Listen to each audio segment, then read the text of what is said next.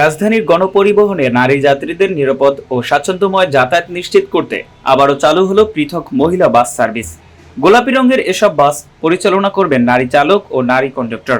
বাংলাদেশ সড়ক পরিবহন কর্পোরেশন বিআরটিসির উদ্যোগে নতুন করে চালু হওয়া এই সেবার নাম দেওয়া হয়েছে পিঙ্ক বাস সার্ভিস।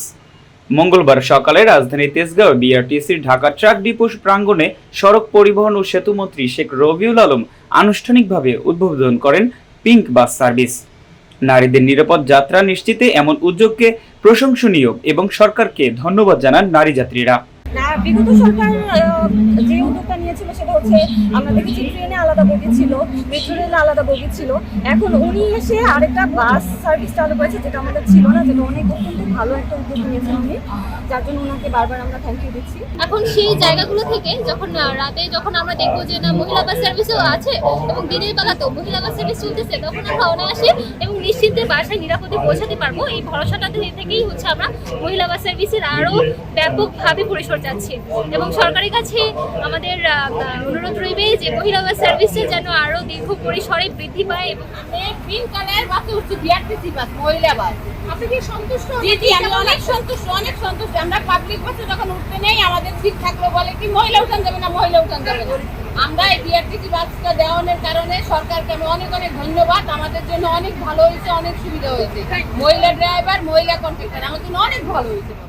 সরকারের এমন প্রশংসনীয় উদ্যোগ বাস্তবায়নে অংশ নিতে পেরে গর্ববোধ করছেন নারী চালকরা। যেহেতু আমরা মহিলা চালক থাকবো, মহিলা কন্ডাক্টর থাকবে, তো নারীদের জন্য বেশি ভালো হবে। এবং আর বর্তমান সমাজে দেখা যাচ্ছে যে অনেক ছোট ছোট বাচ্চা মেয়েরা অনেক হ্যারাসমেন্টের শিকার হচ্ছে, চাইতেই হোক বা না চাইতেই হোক অনেকভাবে তার হ্যারাসমেন্টের শিকার হচ্ছে এবং মারা অনেক আতঙ্কিত থাকে যে বাচ্চাদের কিভাবে স্কুলে পাঠাবে।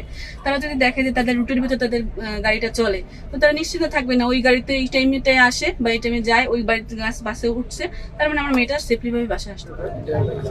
আমি আর কি মাননীয় প্রধানমন্ত্রীকে একটা বার্তা দিতে চাই যে ভাঙা বডি ফিটনেস যে গাড়িগুলি, এগুলি আসলে নতুন গাড়ি পাইলেই অনেক যাত্রী নিয়ে পারাপারি কারাকারি করে, যেন আমাদের মহিলাদের অনেক সম্মান দেয়, প্রথম অবস্থায় আমাদের চাপ না দেয়।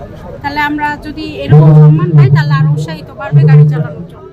আজ থেকে ঢাকার 10 রুটে 10টি বাস চলা শুরু করেছে। এর মধ্যে একটি একতলা বাস এবং বাকি 9টি দ্বিতল বাস। এছাড়াও আজকের একই দিনে চট্টগ্রামে 2টি ও বগুড়ায় 2টি বাস চলাচল উদ্বোধন করা হয়। এ সময় আরও উপস্থিত ছিলেন সেতু ও রেলপথ মন্ত্রণালয়ের প্রতিমন্ত্রী হাবিবুর রশিদ এমপি, সড়ক ও পরিবহন মন্ত্রণালয়ের সচিব সহ আরও অনেকে।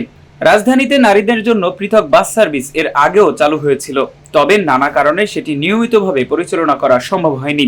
এবার নতুন ব্যবস্থাপনায় পিঙ্ক বাস সার্ভিস চালুর মধ্য দিয়ে নারী যাত্রীদের জন্য কতটা নিরাপদ ও কার্যকর গণপরিবহন নিশ্চিত করা যায় সেটি এখন দেখার বিষয়।